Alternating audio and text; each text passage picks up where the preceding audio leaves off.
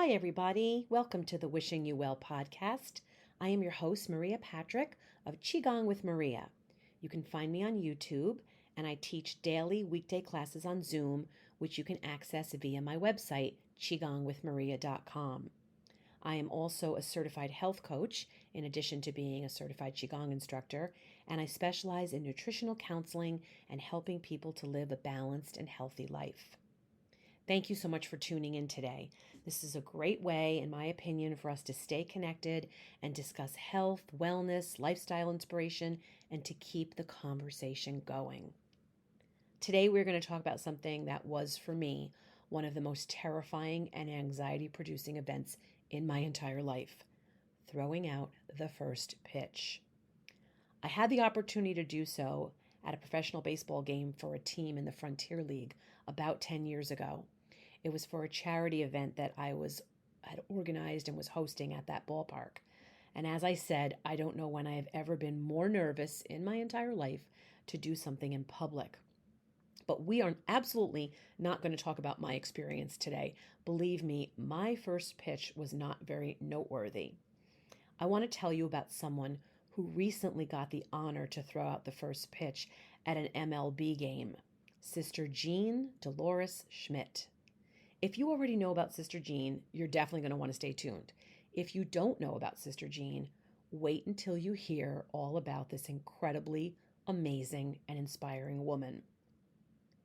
When someone famous has the opportunity to throw out the first pitch at a baseball game, as you know, it gets a lot of media attention, for better or for worse. Right now, some celebrities are probably coming to your mind, maybe for throwing out the greatest first pitches of all time, like gymnast Simone Biles, Bill Murray, the actor, boxer Mike Tyson, country singer Tim McGraw, Jamie Foxx, Bill Nye the Science Guy, and President George W. Bush. They are all remembered for their perfect pitches right into the strike zone. Then there are the pitches that the celebrity would rather we not remember, like Dr. Anthony Fauci's, or Mariah Carey, 50 Cent, and believe it or not, Michael Jordan. As pitches go, these were epic fails, and unfortunately, they will live on forever on YouTube. In my humble opinion, the best first pitch of all time has to be the one that just happened a few weeks ago at the Cubs game. Sister Jean, who is a 104-year-old nun and the chaplain of the Loyola-University of Chicago men's basketball team, made headlines once again as she threw the ceremonial first pitch before a Chicago Cubs game. Sister Jean got a standing ovation from the crowd at Wrigley Field when she threw out that first pitch. She even had a fantastic wind-up, and she threw that ball. She did throw it underhanded. She threw it right over home plate to the Cubs mascot. The crowd cheered. Sister Jean was wearing a Cubs jersey over her traditional burgundy and gold Loyola clothing, and she threw that ball from her wheelchair. Sister Jean is beloved. She became a national treasure when she was enthusiastically cheering during the Loyola basketball team's run to the Final Four tournament during March Madness back in 2018. She is known for regularly sitting courtside at every home game. She's dressed head to toe in Loyola gear. She prays with the team before each game. She shouts calls that everyone can hear from the sidelines. She's known for giving the players pep talks during halftime. She is there to give every player a high five or a hug at the end of each game. And she even helps them during her office hours at Loyola to keep their grades up. The players and coaches have all attributed their team's success in part to Sister Jean. She apparently even asks God in her pregame prayers for good officiating. Her impact on the basketball team is so great that she was even inducted into the school's Athletic Hall of Fame, and there's a bobblehead of her out there. She is the author of a fabulous book, which I read earlier this year. It's called Wake Up with Purpose: What I've Learned in My First 100 Years. The book encourages anyone who reads it to find meaning and purpose in their life, just as she has. Sister Jean, in my opinion, is living proof that age is just a number. and that it's never too late to pursue your passions and make a difference in the world. For myself, I didn't become a health coach and a Qigong instructor until I turned 50. Her book, getting back to that, is a roadmap for how to live a long and fulfilling life. She definitely subscribes to the belief that people should refire instead of retire. She writes in her book all about going to her office every day at Loyola University, the regular office hours she keeps so she can be accessible to not only the students, but also the faculty and the staff. She apparently writes regular scouting reports for the basketball team. And she has a tough love approach that she uses with others as well as with herself. Apparently, the motto that Sister Jean uses with the team is one that we could each apply in our own lives. It's one game at a time for us.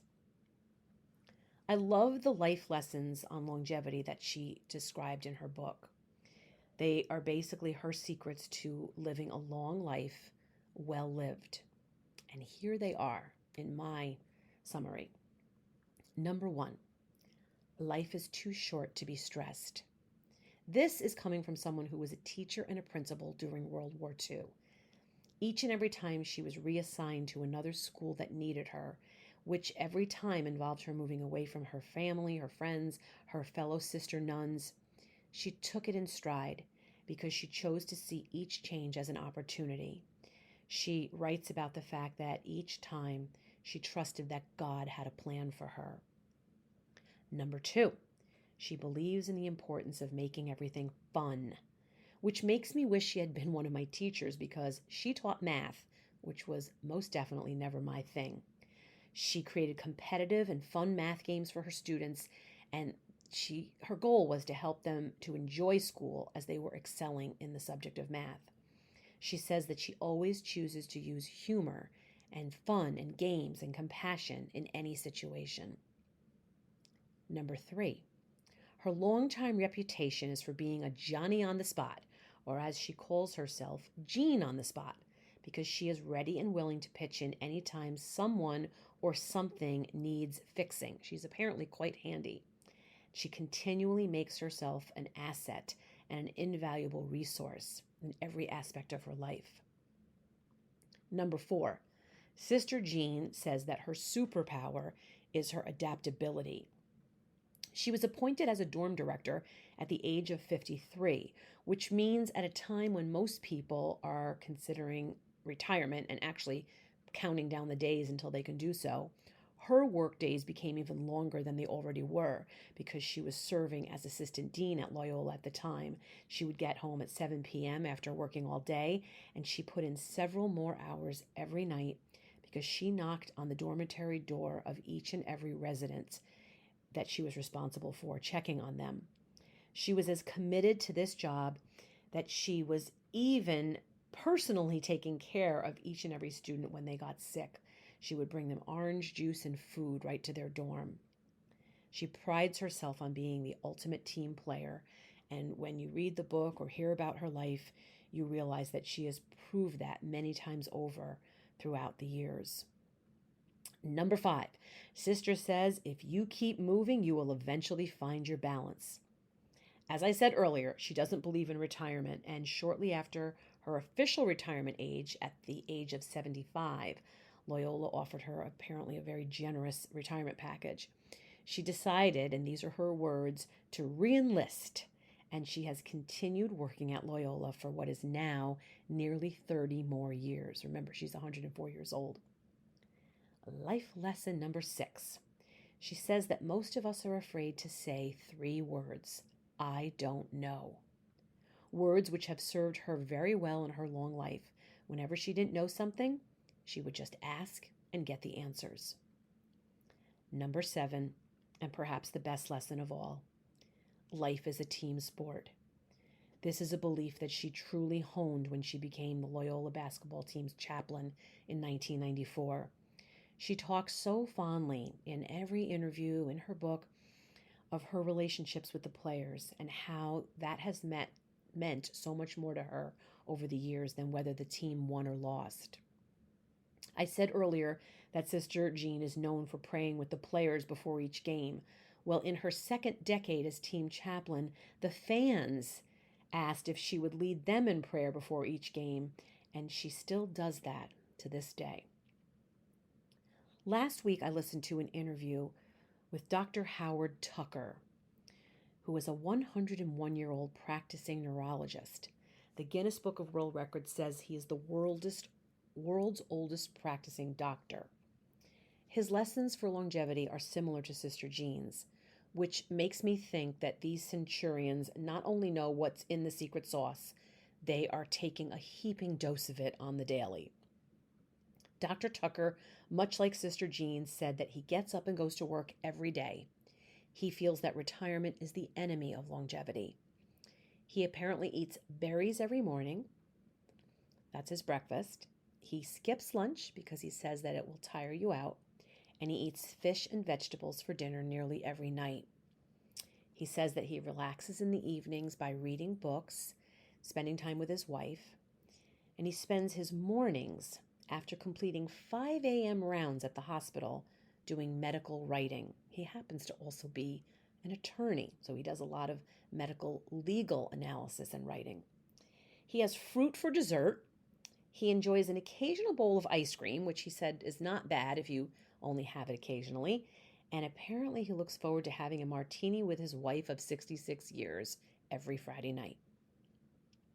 I loved reading Sister Jean's book and hearing all about Dr. Tucker's life experiences. And I've enjoyed the process of extracting life lessons from their stories to share with you today. What's the takeaway? I think it's that we should get up and work at something that means something to us every day. To make everything that we do fun.